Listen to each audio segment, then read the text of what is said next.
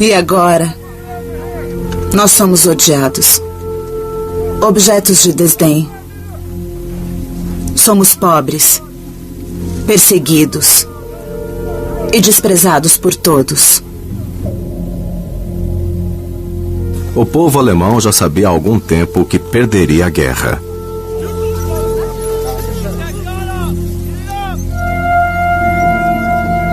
E logo seria chamado a explicar o que fora feito em seu nome.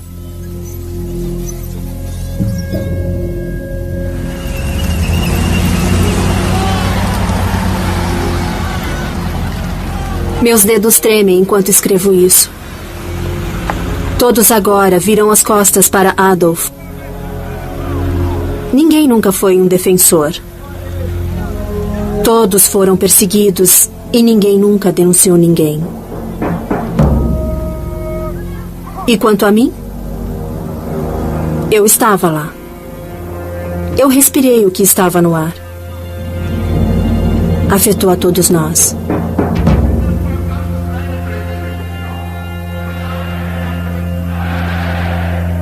Essa não é a história de como Adolf Hitler chegou ao poder na Alemanha.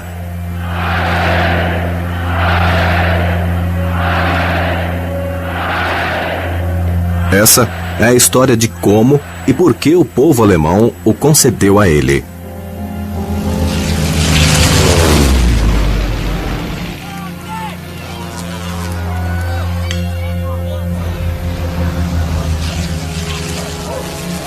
É fácil atirar pedras.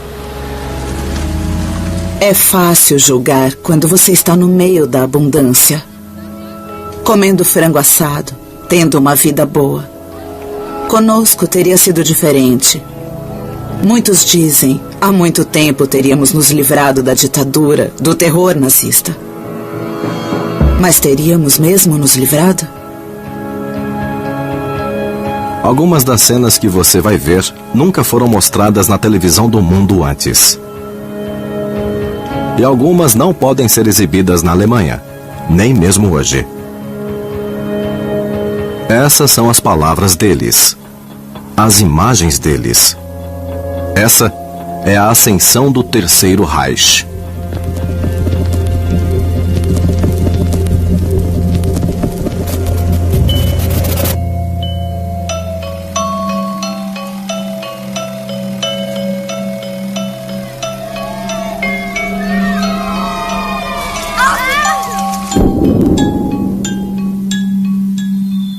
Já houvera outra guerra.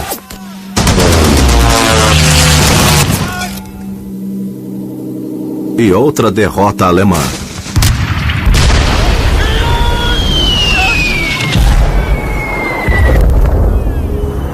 O Tratado de 1919, que encerrou a Primeira Guerra Mundial, tinha 440 cláusulas. 414 tratavam da punição da Alemanha. Com o fim da guerra, maridos voltaram para suas mulheres e retomaram a vida. Mas não havia nenhum sentimento de alegria. Apenas derrota, ansiedade, tiroteios sem sentido, confusão.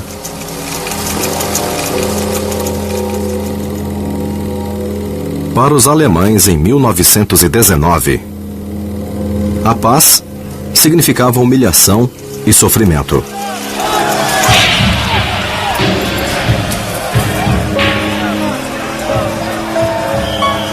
A democracia imposta resultou em caos. O dinheiro era inútil. Sentinelas dominavam as ruas. Berlim tornou-se um pântano de depravação. Tudo e todos estavam à venda.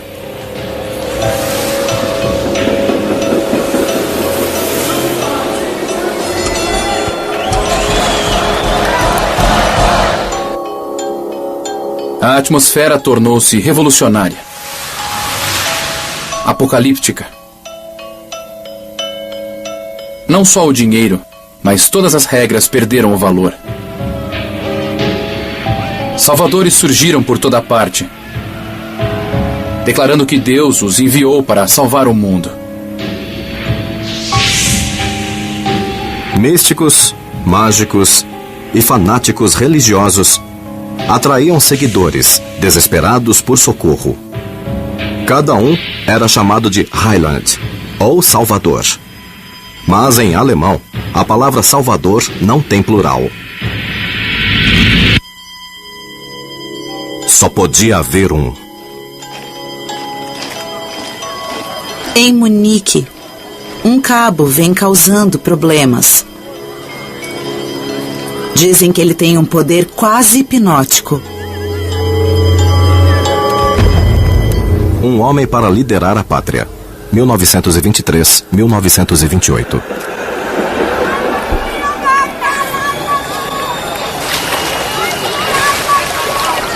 2 de setembro de 1923.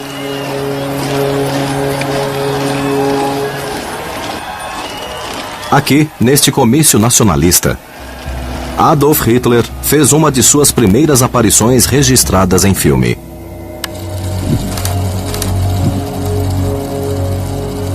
Comício do Dia da Alemanha, 2 de setembro de 1923. Dizem que ele coloca placas em suas reuniões dizendo proibida a entrada de judeus. Mas ele tem argumentos muito persuasivos sobre a honra alemã e direitos para os trabalhadores e uma nova sociedade. E goste-se dele ou não, ele certamente sabe o que quer. Embaixador norte-americano em Berlim.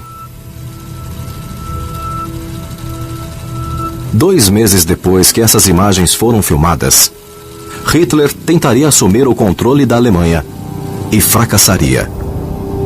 Em 8 de novembro, Hitler tentou incitar uma revolução a partir de uma cervejaria de Munique. 16 de seus seguidores foram mortos.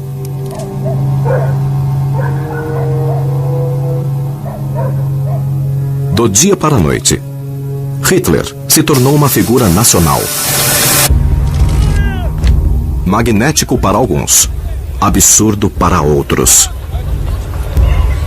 O Salvador de Munique foi manchete em todos os jornais, com uma ridícula tentativa de lançar uma revolução a partir de uma cervejaria. De fato, os revolucionários foram dispersados pela polícia enquanto deixavam a cervejaria e foi o fim do caso. Mas não foi o fim do caso. A suástica, ou Hakenkreuz, levada naquele dia pelo Partido Nacional Socialista de Hitler, estava manchada com o sangue dos que tombaram. Daí em diante, Hitler iria chamá-la de a Bandeira dos Mártires e usá-la para inspirar um crescente número de ardentes seguidores. Os nazistas. Sinto-me eletrizado. Um homem chamado Adolf Hitler tentou restaurar a honra do povo alemão. Eu estou cada vez mais certo de que um homem se ergueu para liderar a pátria em direção a um futuro mais radioso. Agora erija seu povo, 1929.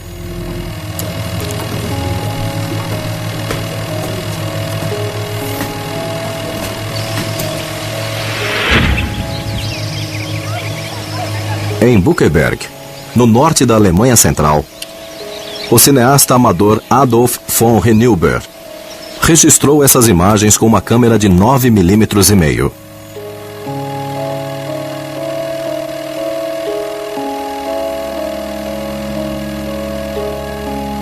A cerca de 320 quilômetros de distância em Berlim, os comunistas filmavam esses confrontos violentos com a polícia.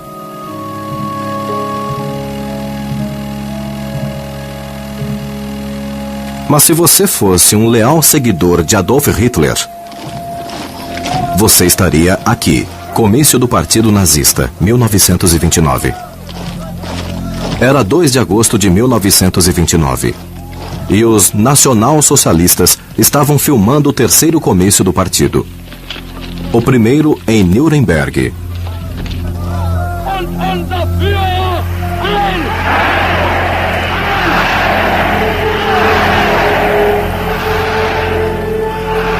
100.000 nazistas participaram.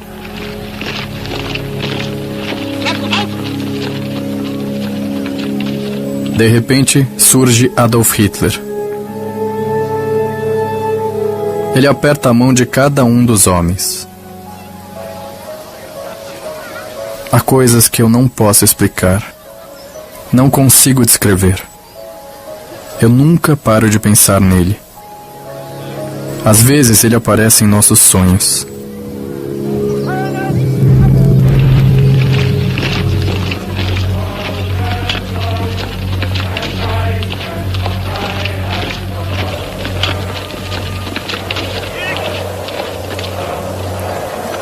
Nesse filme, Hitler consagra bandeiras do partido nazista, tocando-as com a Blutfahne,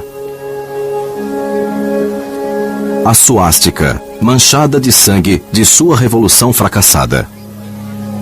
Os lealistas ficaram deslumbrados.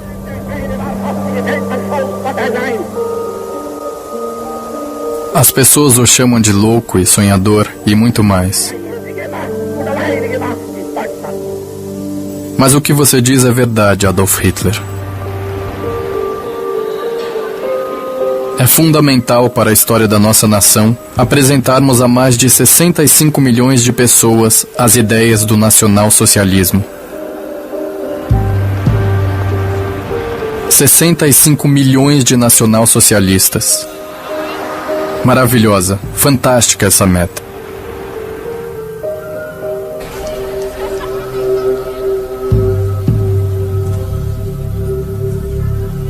A maioria dos alemães ainda considerava Hitler radical demais. Se é que pensavam nele. Mas, em menos de 3 meses, a Bolsa Americana quebraria, arrastando a economia alemã junto com ela. E dentro de um ano, os nazistas seriam um dos maiores partidos políticos da Alemanha.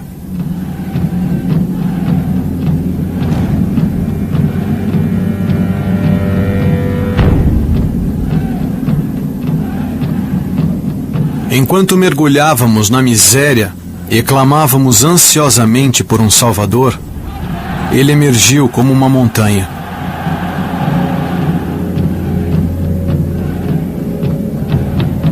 Colunas marcham, tambores rufam,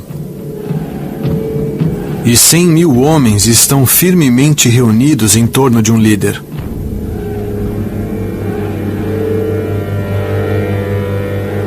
Agora, erija o seu povo, ó mestre. Uma nova e grande pátria o espera.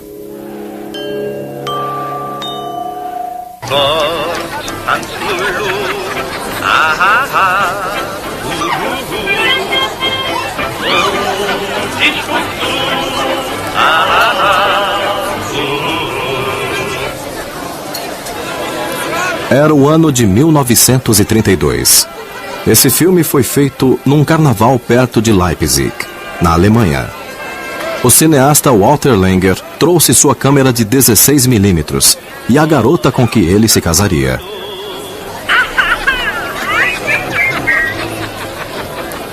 O clima era alegre. Mas, para além das fronteiras do carnaval, muitos clamavam pela revolução. Se você fosse alemão e quisesse mudanças, tinha 2 escolhas. Ou você se unia ao crescente número de comunistas, ou, como Walter Langer, entrava para o Partido Nazista.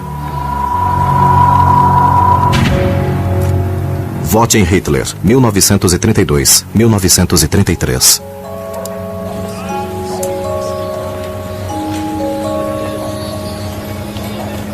A Grande Depressão estava no seu 3º ano.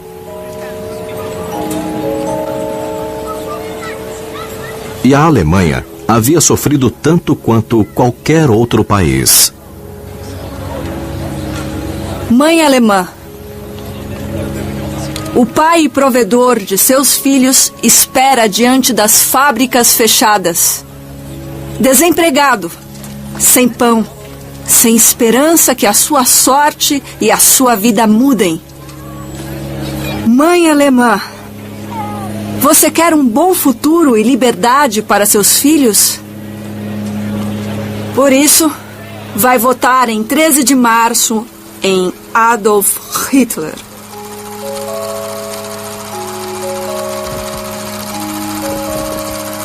Com sua câmera, Walter Langer documentou a primeira e única tentativa de Hitler de vencer as eleições para presidente da Alemanha.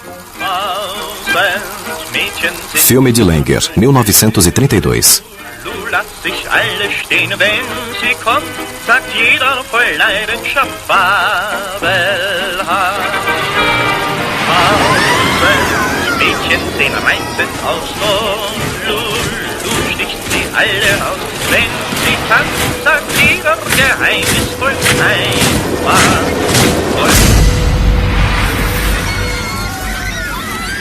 Em 13 de março de 1932, Hitler recebeu 11 milhões de votos nas eleições presidenciais. E perdeu.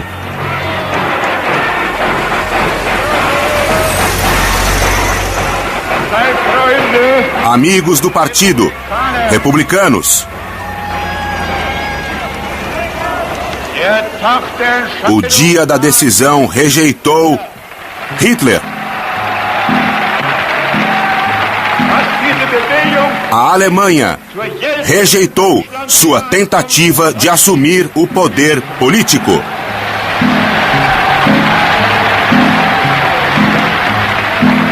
Os opositores do nazismo estavam certos de que aquele era o fim de Hitler.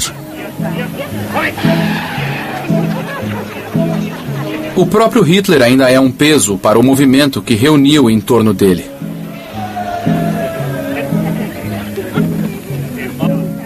Além disso, para os alemães comuns, sua aparência pessoal é bastante repulsiva.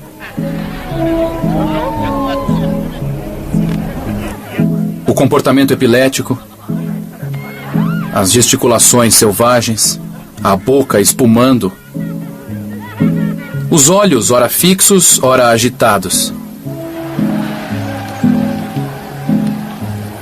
A maioria dos que começaram a aclamar Hitler provavelmente evitariam lhe pedir fogo se o encontrassem na rua.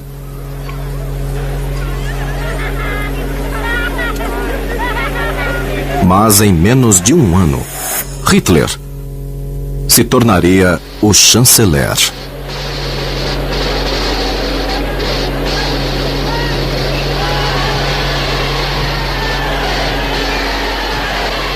Foi em 10 de fevereiro de 1933.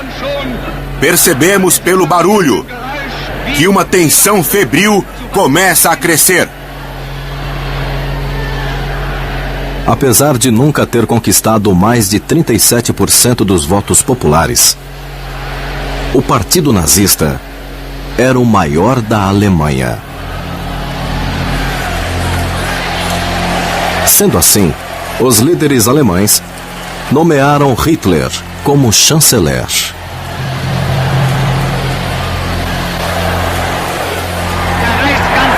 O chanceler do Reich, Adolf Hitler, o líder da nova Alemanha, aqui no Sportpalast.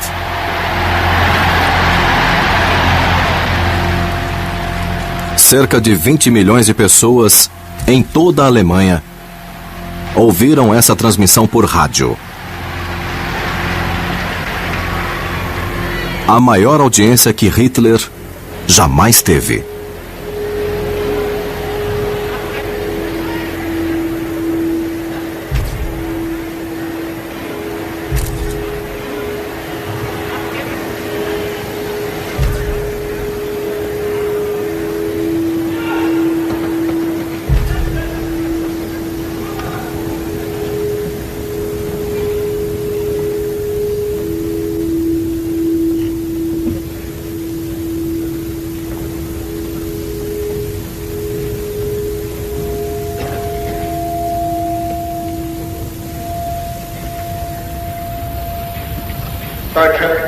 Alemães.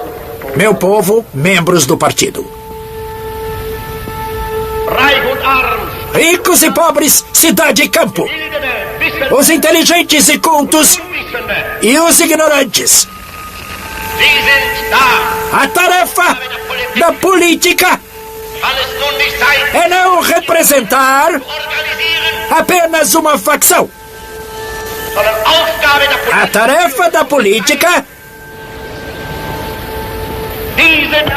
deve ser superar essas divisões para o bem maior. É exatamente isso que quero que vocês entendam.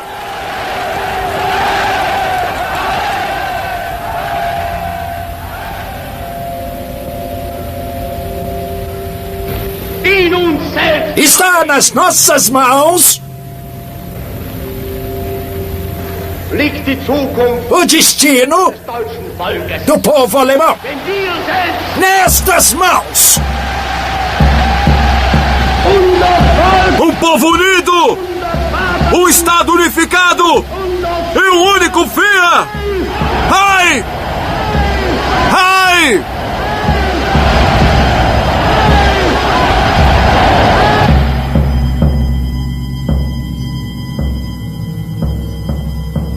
Após esse discurso, os escritórios do Partido Nazista foram inundados com tantos pedidos de adesão que eles tiveram de suspender as filiações. Mesmo assim, Hitler ainda não controlava a Alemanha. Mas em 2 semanas, isso mudaria.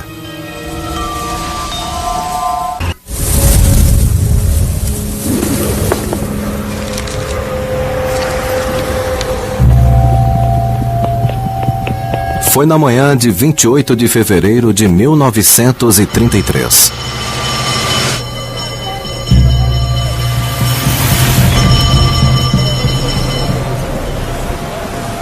Os habitantes de Berlim se depararam com essa cena.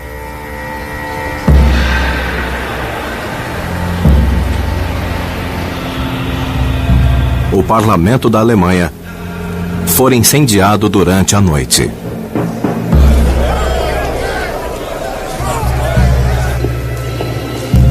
A revolução havia começado para valer.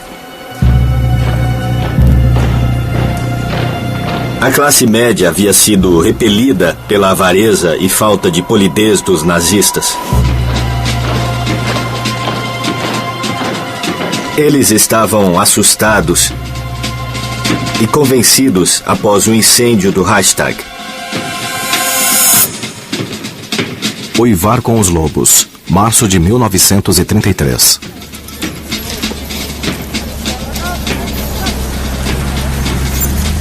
Até hoje, ninguém sabe ao certo quem iniciou o incêndio que destruiu o Reichstag.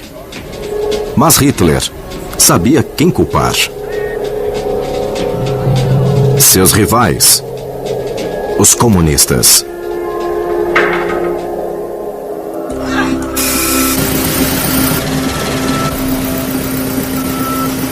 A imprensa nazista disse que o incêndio do Reichstag foi concebido como um sinal para que as células comunistas em toda a Alemanha se levantassem e se rebelassem. Eles queriam enviar multidões armadas às aldeias para cometer assassinatos e pilhagens. Tomariam reféns entre membros da classe média. Esposas e filhos de policiais seriam usados como escudos humanos. A destruição de todos os valores culturais. Assim como na Rússia.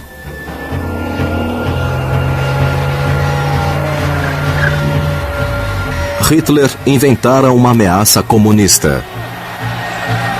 E agora a usaria para esmagar a oposição. 24 horas depois do incêndio, a liberdade de imprensa, de expressão e de se reunir publicamente foram suprimidas.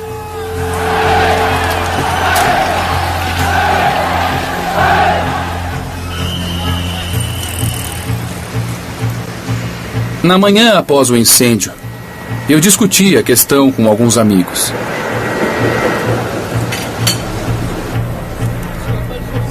Todos eles estão muito interessados em saber quem realmente começou o incêndio.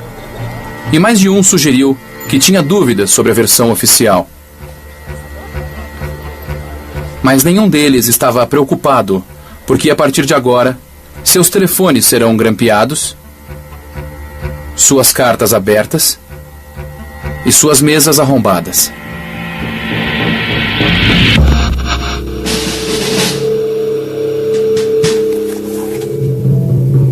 Nos dias seguintes ao incêndio, milhares de comunistas foram presos.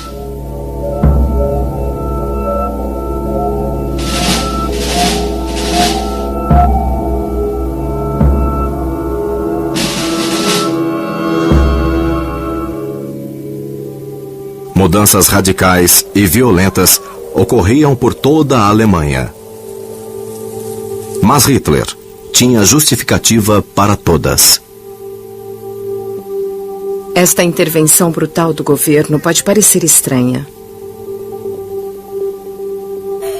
Mas é preciso fazer uma limpeza. Os comunistas têm de desaparecer.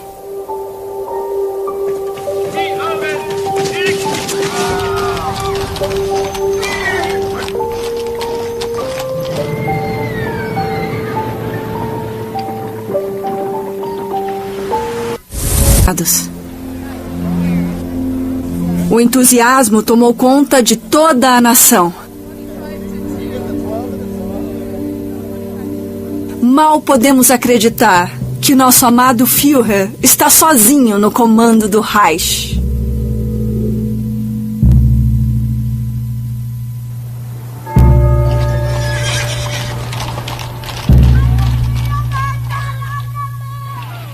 Os sinos das igrejas tocam. Crianças agitam bandeiras. Os desfiles são diários. As pessoas se acostumaram a dar vivas. Mesmo quando não há nenhuma razão para isso. É motivo suficiente que os opositores do nazismo estejam sendo torturados até a morte, diariamente, com chicotes de aço e furadeiras elétricas.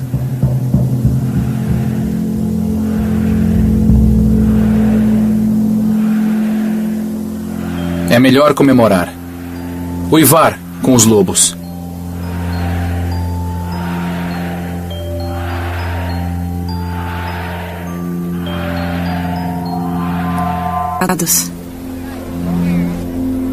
O entusiasmo tomou conta de toda a nação. Mal podemos acreditar que nosso amado Führer está sozinho no comando do Reich.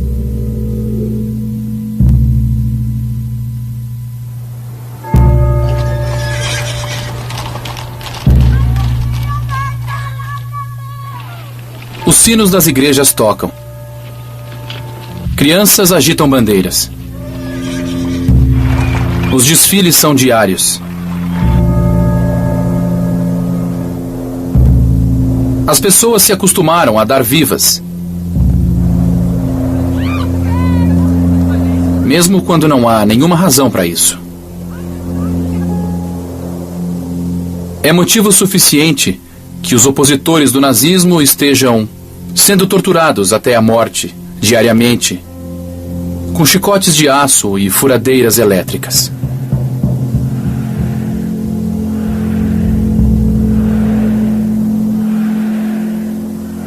É melhor comemorar, uivar com os lobos.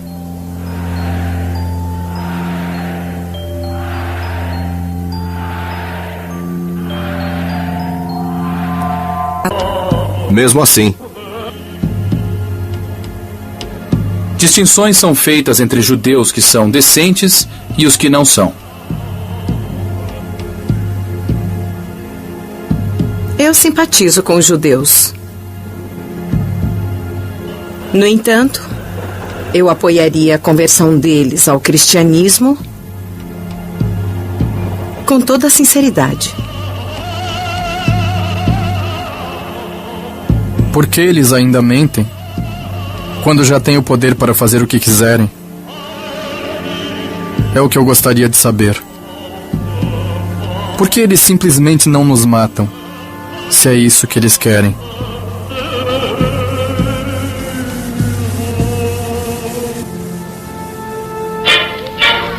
Wenn man die Zeit von heute betrachtet, dann merkt man leicht als Philosoph, was unsere Eltern einst geachtet, das scheint uns Kindern bisschen doof. A Revolução Nacionalista não deixou indiferente a alma das crianças. Mesmo as mais novas cantam o hino do Partido Nazista, com entusiasmo ardente e verdadeira devoção.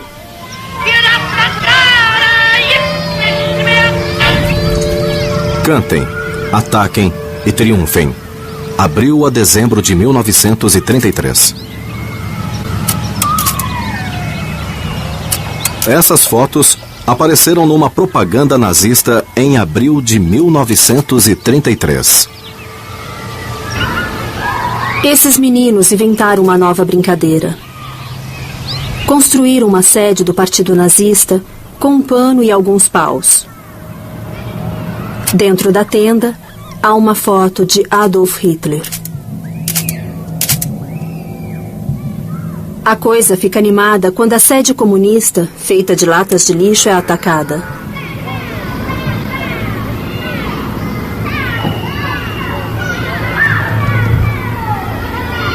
Depois de uma revista, os comunistas são levados para um campo de concentração.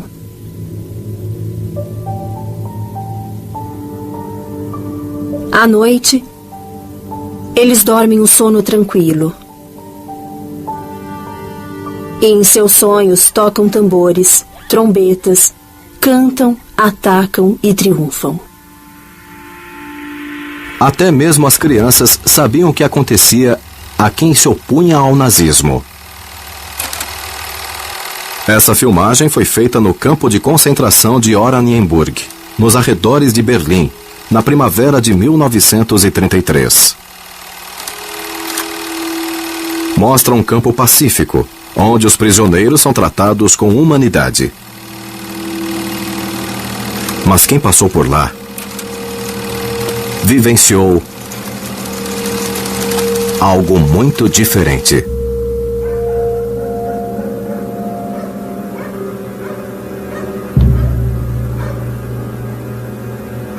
Ninguém nunca sabia quando era sua vez de ser espancado.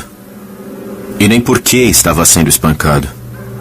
Prisioneiro de Oranienburg, 18 anos.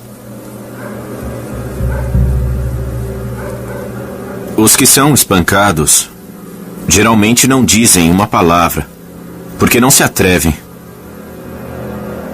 Mas à noite ouvimos seus gemidos e soluços. No final de 1933, 100 mil alemães haviam sido presos. Pelo menos 600 foram assassinados enquanto estavam sob a custódia da polícia. Um amigo me contou essa história. O jardim de um homem foi escavado. Procuravam uma metralhadora, mas não encontraram nada. Para conseguir uma confissão, eles o espancaram.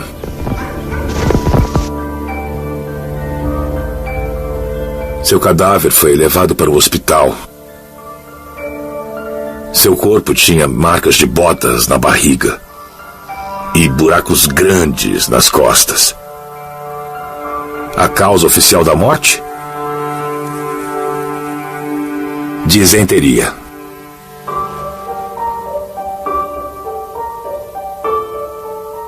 A mensagem era clara. Nenhum tipo de oposição seria tolerado.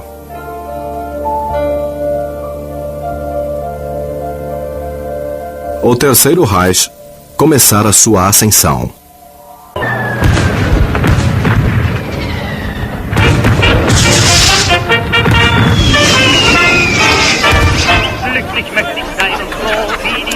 1º de janeiro de 1934. Os nazistas comemoravam o Ano Novo.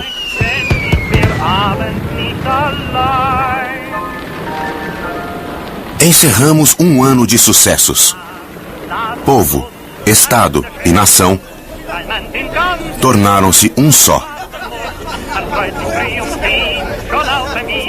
E a vontade férrea do Führer comanda a todos nós. A Alemanha ergue-se perante o mundo como uma unidade inabalável. Mas nem todos eram bem-vindos no novo regime. Apenas os cidadãos que os nazistas consideravam geneticamente superiores. E nesse ano, eles começariam a produzir mais deles. Eu não fiz nada de errado. Janeiro de 1934. Filmes caseiros da família Hartmann.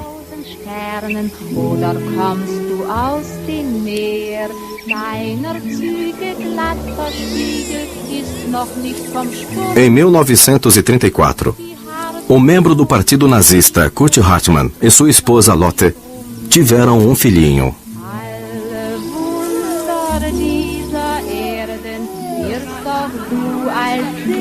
Ulrich Hartmann teve sorte por seus pais não serem portadores de traços genéticos indesejáveis.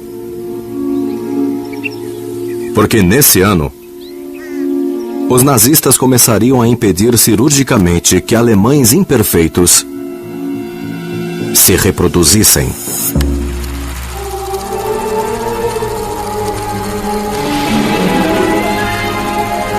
Filme de propaganda nazista.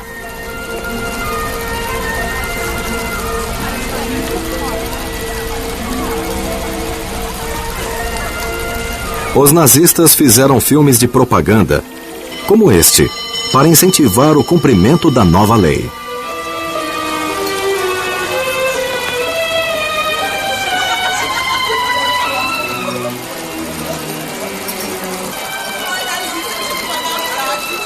Mas os alemães poderiam ser esterilizados à força por qualquer traço que os nazistas considerassem um defeito.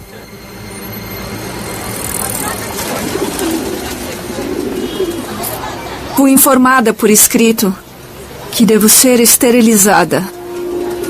Emma, operária de uma fábrica de cigarros.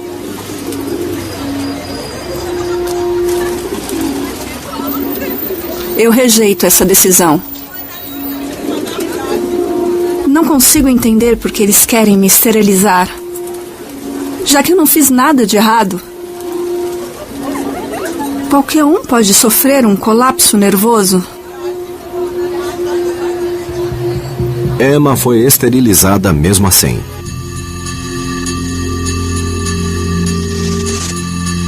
Pelo menos 400.000 alemães foram esterilizados devido à cegueira, epilepsia, homossexualidade, depressão, alcoolismo, surdez, promiscuidade sexual e deformidade física.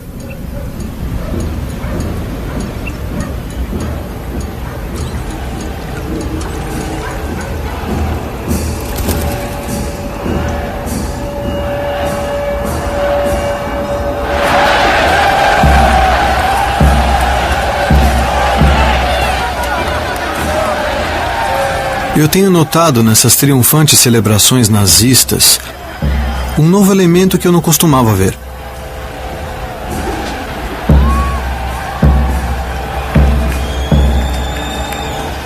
Atrás da banda e da tropa de ataque, com suas camisas pardas, há agora uma longa fileira de civis agitando bandeiras que antes nunca marchavam com eles.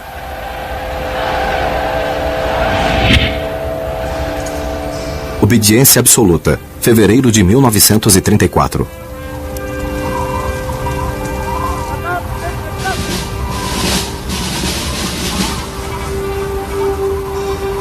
25 de fevereiro. Partidários nazistas se reuniram em Munique para o que foi anunciado como o maior juramento da história humana. Quem tinha amor à própria pele, uniu-se a eles. Anunciamos um juramento coletivo de lealdade. Eu juro a Adolf Hitler. Eu juro a Adolf Hitler. Minha total lealdade. Minha total lealdade. E obediência absoluta. E obediência absoluta.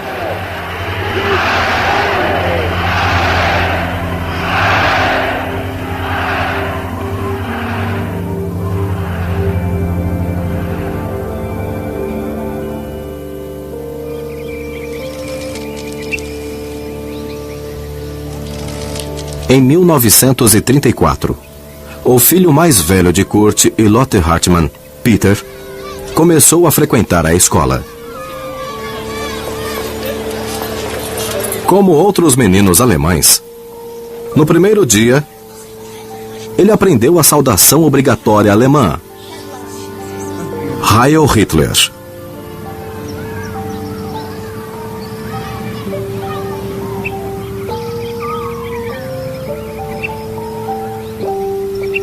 Os adultos que não usassem a saudação a Hitler corriam risco de serem enviados para um campo de concentração.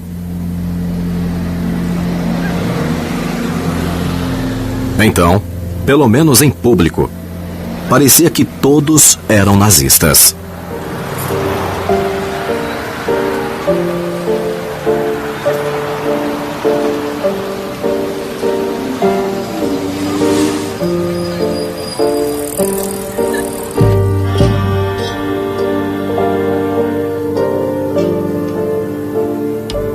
Todos, literalmente todos, se encolhem de medo. Nenhuma carta, nenhum telefonema, nenhuma palavra na rua é segura agora. Todos temem que a pessoa ao lado possa ser um informante.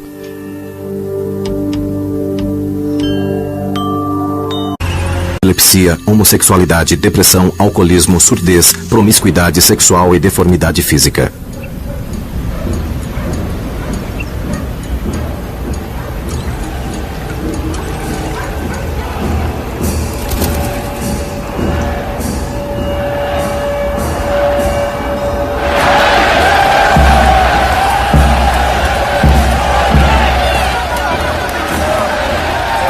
Eu tenho notado nessas triunfantes celebrações nazistas um novo elemento que eu não costumava ver.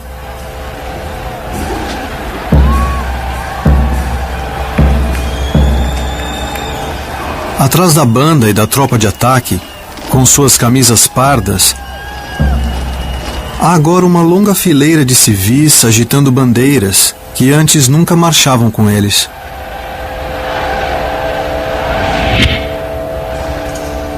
Obediência absoluta, fevereiro de 1934. –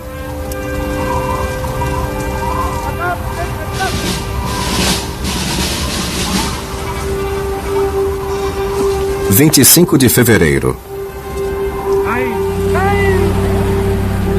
Partidários nazistas se reuniram em Munique para o que foi anunciado como o maior juramento da história humana.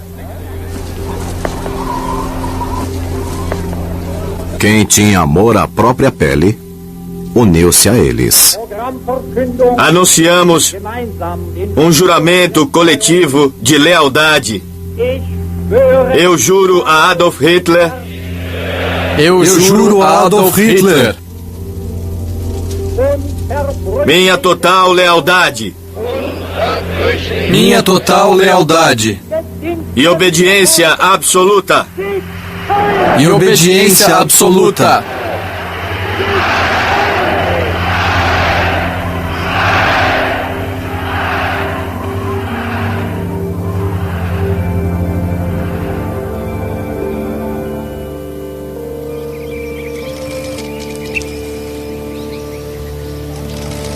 Em 1934, o filho mais velho de Kurt e Lotte Hartmann, Peter, começou a frequentar a escola.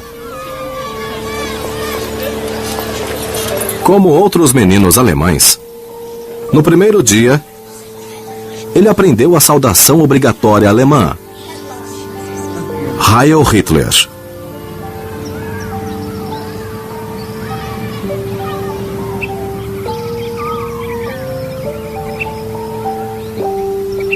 Os adultos que não usassem a saudação a Hitler corriam risco de serem enviados para um campo de concentração. Então, pelo menos em público, parecia que todos eram nazistas.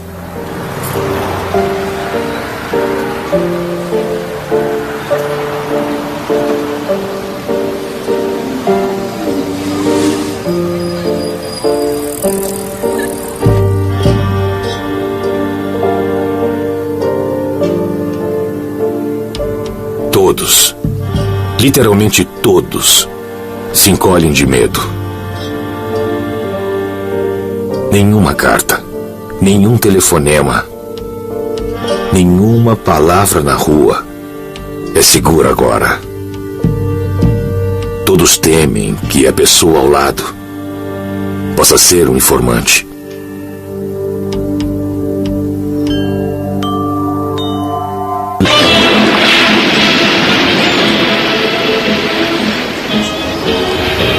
Verão de 1934. Filme caseiro de von Heineuber, 1934.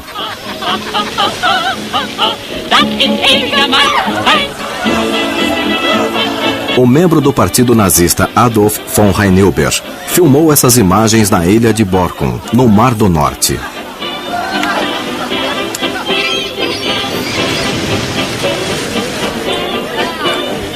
Ele e os amigos eram bem-vindos a esse popular ponto turístico.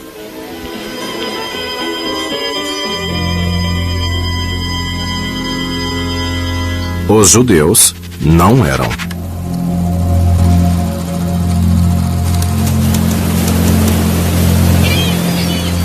Durante décadas, os moradores de Borkum orgulhosamente declararam a cidade livre de judeus. E nesse ano, os nazistas estabeleceriam essa meta para toda a Alemanha. Um povo, uma Alemanha, um Führer. Setembro de 1934.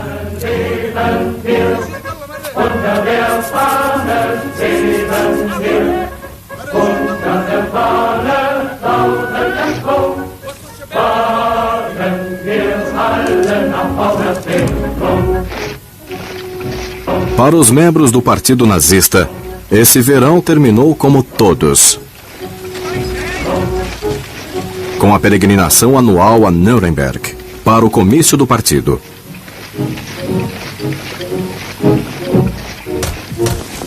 Para os adeptos, esse era o evento mais aguardado do calendário nazista.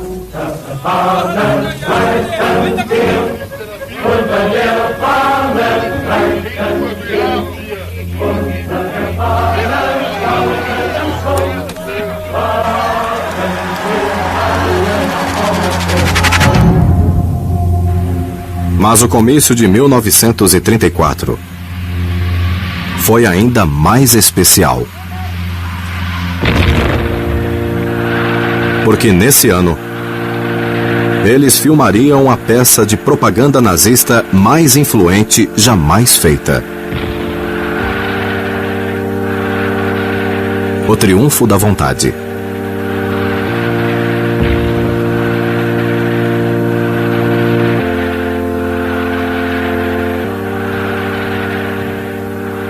O que eu testemunhei foi um dos acontecimentos mais marcantes de toda a minha vida.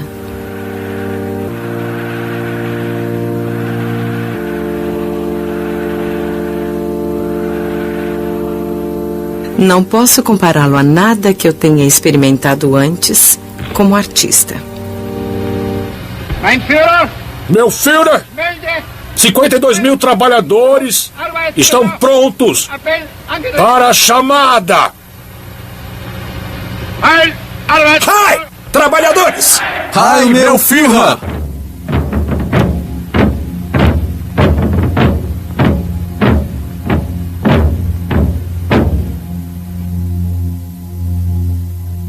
Para capturar a glória do Terceiro Reich, a cineasta Leni Riefenstahl ajudou a encená-la. Dirigiu e ensaiou essa cena pelo menos 50 vezes. Camarada, de onde você é? De Friesland. E você, camarada? De Kaiserstuhl. E você? Do Danúbio. Do Reno. E eu, do Saar. Um povo. Um Führer. Um Reich. Uma Alemanha. O filme O Triunfo da Vontade foi mundialmente aclamado e conquistou prêmios na Alemanha, em Veneza e, finalmente, em Paris. Um ano depois desse prêmio, Adolf Hitler foi eleito pela revista Time o Homem do Ano. Em 1935, a exibição de O Triunfo da Vontade tornou-se obrigatória nas escolas.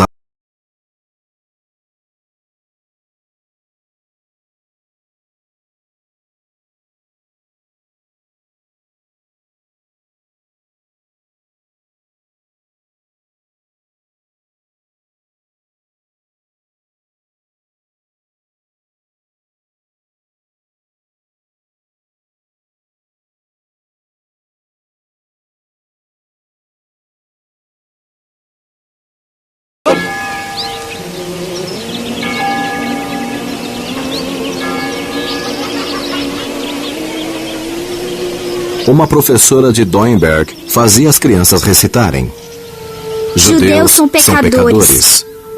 Eles comem criancinhas cristãs. Eles cortam suas gargantas. Judeus sujos e malditos. A professora ameaçou punir as crianças que não decorassem o poema para o dia seguinte.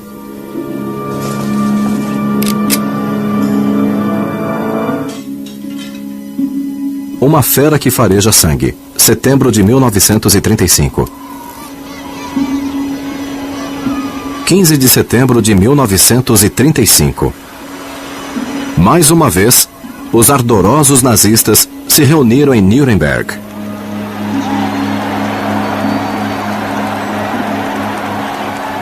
Em um discurso transmitido para toda a nação, Hitler abordou o que chamou de o problema dos judeus.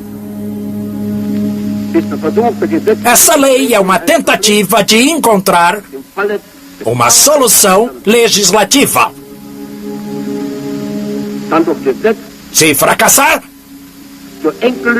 será necessário transferir o problema para o Partido Nacional Socialista, para que encontre uma solução final.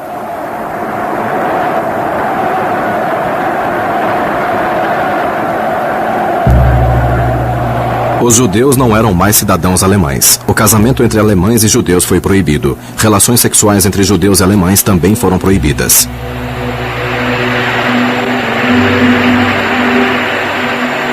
Depois que as 3 leis foram lidas, o auditório vibrou com aplausos que duraram minutos.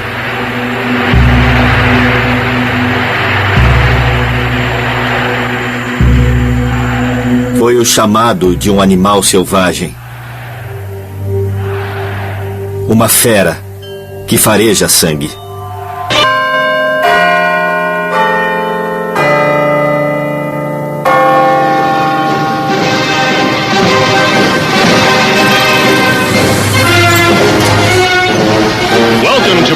Bem-vindo a Berlim, capital do Reich.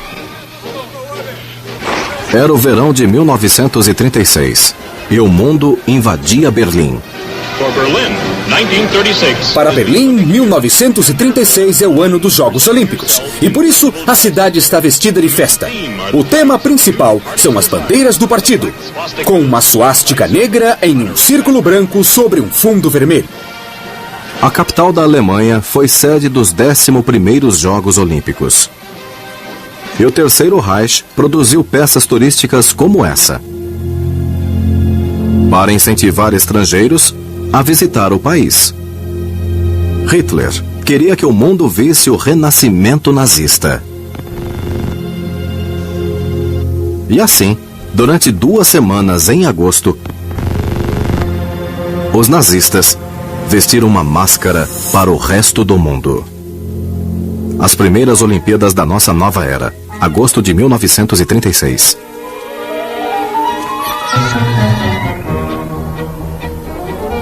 Os turistas estrangeiros nas Olimpíadas podem ter saído convencidos de que a Alemanha era uma nação aberta e tolerante.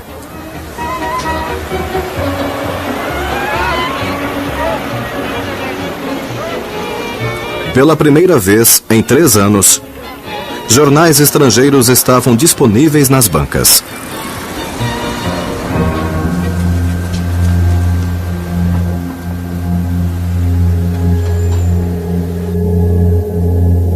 As placas proibindo a entrada de judeus em parques públicos haviam sido retiradas.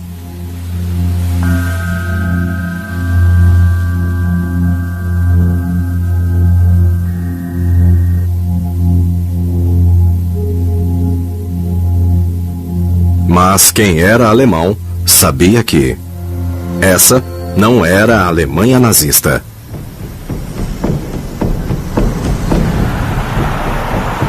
Acho as Olimpíadas tão odiosas.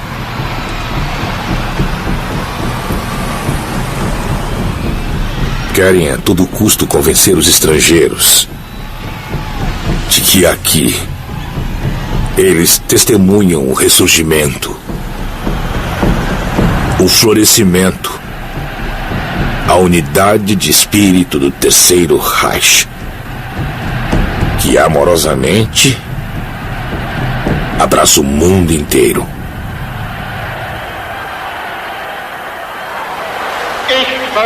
Eu proclamo que os Jogos Olímpicos de Berlim, que celebram as primeiras Olimpíadas da nova era, estão abertos.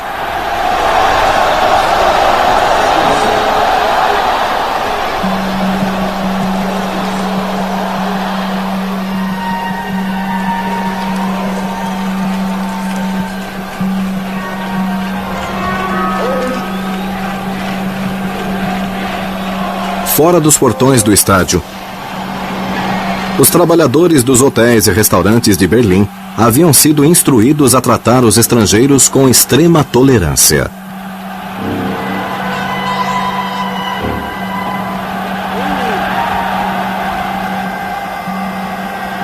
Muitos atletas americanos comentaram que nunca tinham sido tão bem tratados antes.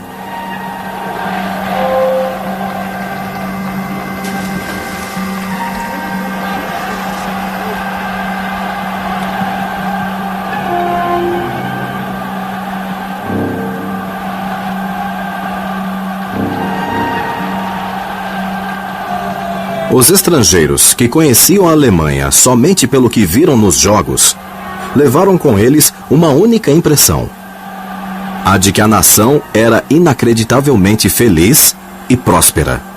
Que Hitler era um dos maiores, se não o maior líder político mundial da época.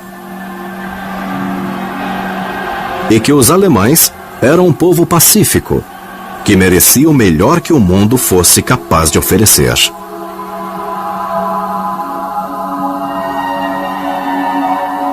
A Alemanha conquistou 89 medalhas olímpicas, mais que qualquer outro país. Os Estados Unidos ficaram em segundo lugar, com 56 medalhas. Quando os jogos terminaram, os turistas voltaram para casa. Berlim voltou ao normal. Lotte e Kurt Hartmann retornaram a Brunswick, onde mostraram as filmagens que fizeram das Olimpíadas para os filhos Ulrich e Peter.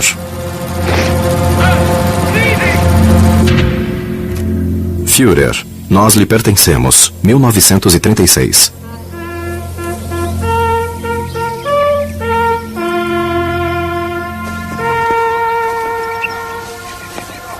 Peter Hartmann estava orgulhoso de ser um menino alemão. e por isso entrou para a juventude nazista.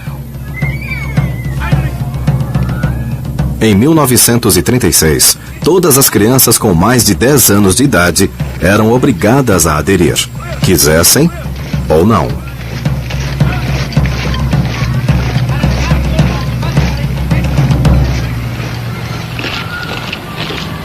Os muitos milhares de novos membros foram apresentados a Hitler como um presente pelo seu aniversário de 48 anos.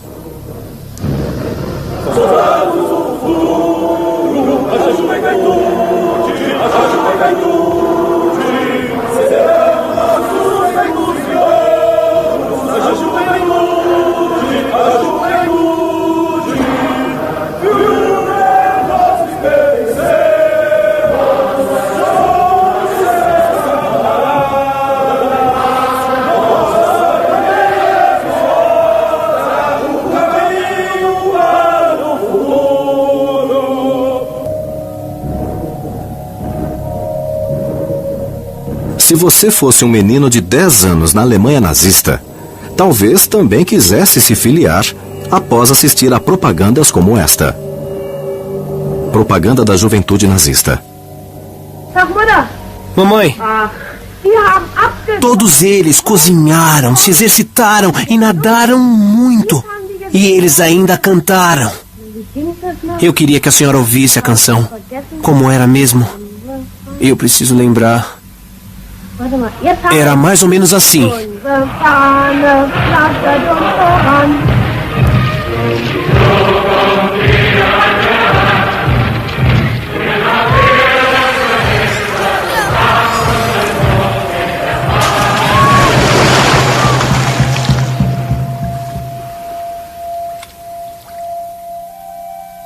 Nos nossos exercícios de campo, nosso time tinha de encontrar o outro time com técnicas de reconhecimento militar.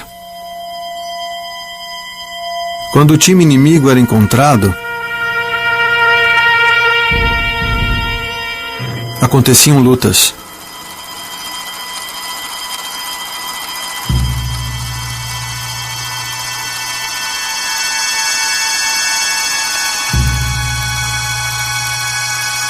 Esse exercício era para nos ensinar que a camaradagem, como eles chamavam, era forjada em batalha.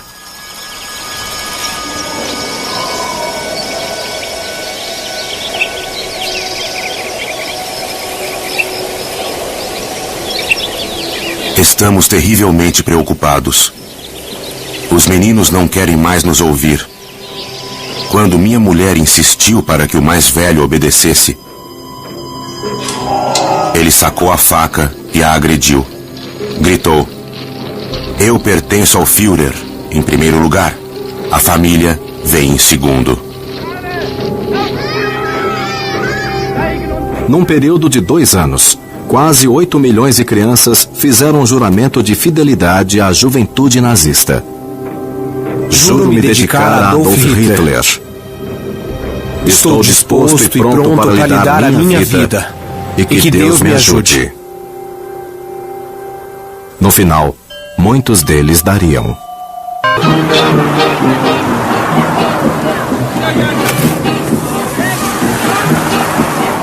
Era o verão de 1938. Comemorações por toda parte.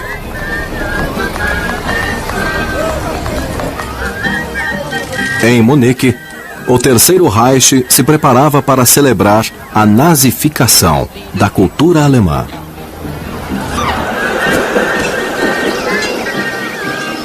A 300 quilômetros ao norte, em Leipzig, Walter Langer e sua esposa comemoravam seus aniversários.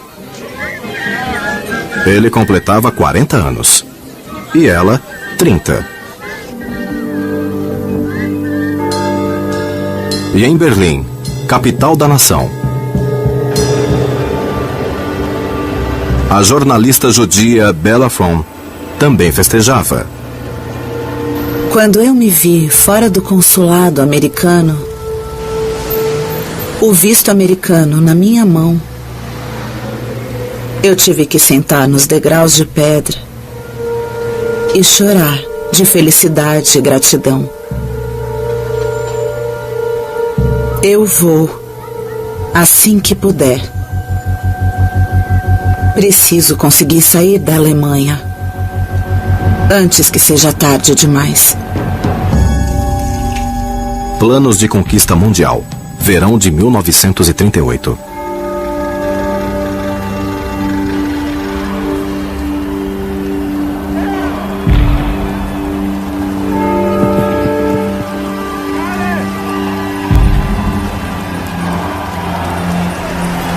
9 de julho de 1938. Por vontade especial do Führer, a cidade de Munique recebeu um festival de 72 horas dedicado à arte alemã.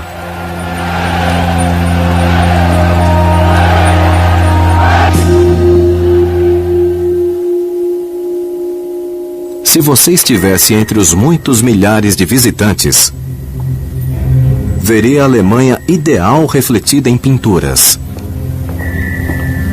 esculturas e gravuras, todas escolhidas a dedo pelo próprio Hitler.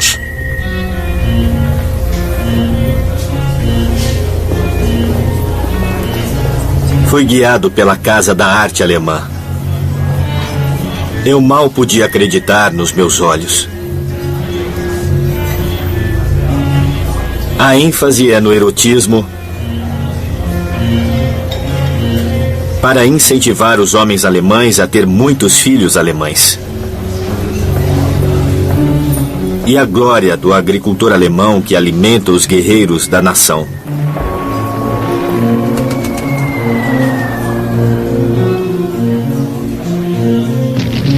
E, claro, o heroísmo em batalha.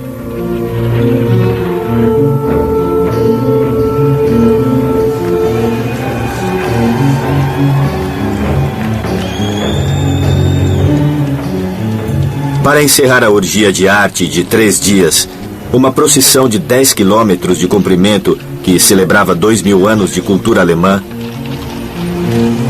com carros alegóricos puxados por cavalos do exército e milhares de homens e mulheres fantasiados. Continuou por 3 horas ininterruptas.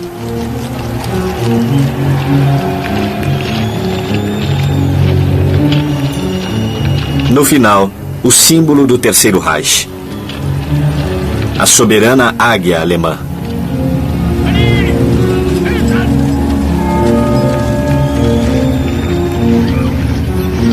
Mas o clímax, que entusiasma todos os espectadores alemães, são os soldados em passo de ganso. Uma admissão dos ambiciosos planos do Führer de conquista mundial.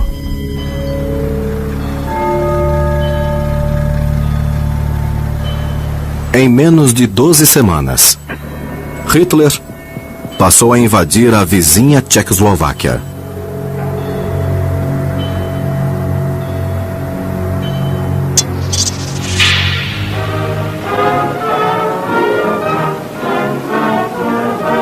Viaje pela Alemanha.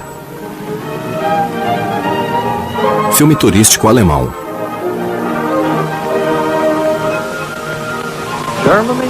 A Alemanha é um dos países turísticos mais populares do mundo.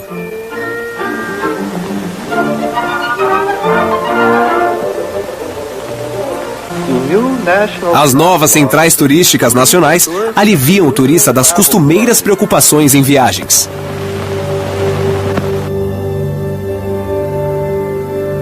Mas para judeus alemães como Bela Fromm, deslocar-se pela Alemanha era difícil.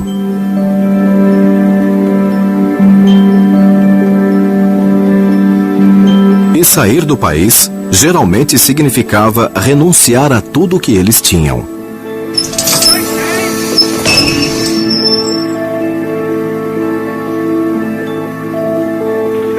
Eu não levei dinheiro de sobra na minha viagem. Porque eu teria que deixá-lo na Alemanha de qualquer maneira. Para sair, eu tive que pagar os impostos do ano seguinte com antecedência. mesmo sem saber se eu estaria vivendo na Alemanha. Mas nenhum preço é alto demais. É preciso sair desse país, mesmo que tenha que fazê-lo sem roupas. Os judeus que saíram da Alemanha foram obrigados a deixar 90% de seus bens. A riqueza confiscada dos judeus financiou pelo menos 30% das operações de guerra alemãs.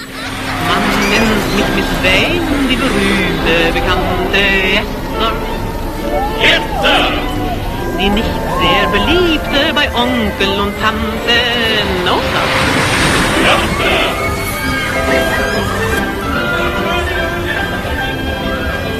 26 de setembro. O festival anual Oktoberfest em Munique estava no auge da animação.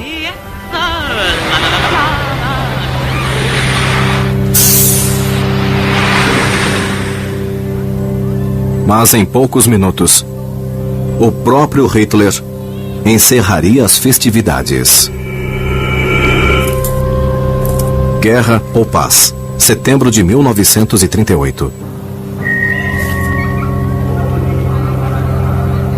De repente, a montanha russa parou.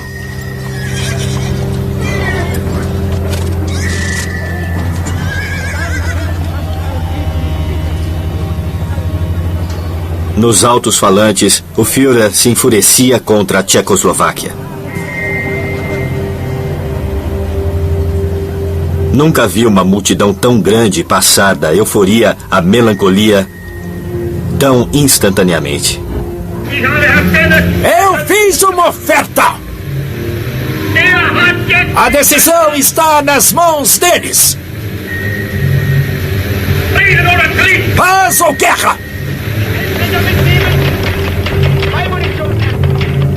Hitler exigiu que a Tchecoslováquia cedesse uma grande parcela do seu território de língua alemã ao Terceiro Reich.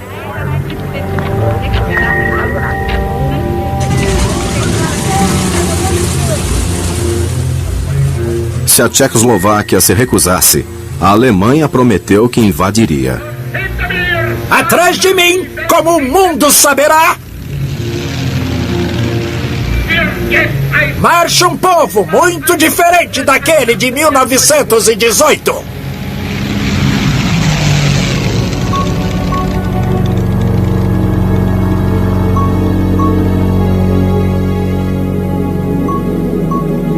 "24 horas depois, noite de 27 de setembro. Em Berlim, soldados alemães se preparam para uma invasão.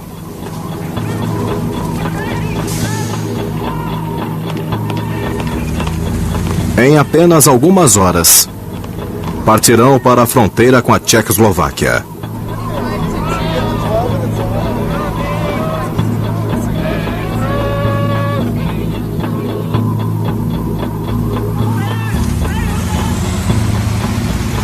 Ruth Andreas Friedrich, escritora berlinense. Não, eu não quero fazer parte disso. Nós queremos a paz. E amanhã haverá guerra.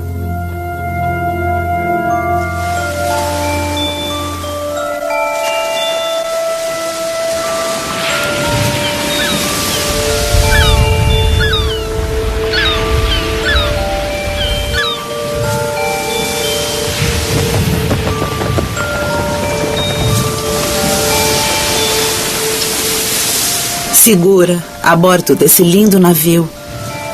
Eu quase não consigo acreditar. Então, quando eu me torno plenamente consciente da minha sorte, eu quase me sinto culpada, lembrando dos infelizes que esperam desesperadamente por uma chance de sair.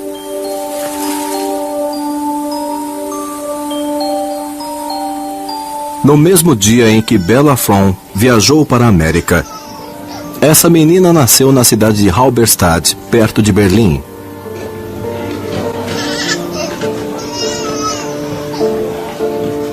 A mãe e o pai de Vibeke Clanrot são nazistas entusiásticos. Mas ainda estamos em setembro de 1938. O Terceiro Reich ainda vai durar mais 7 anos. E nesses 7 anos, Hitler vai trair, empobrecer e, finalmente, destruir a família Clanrot.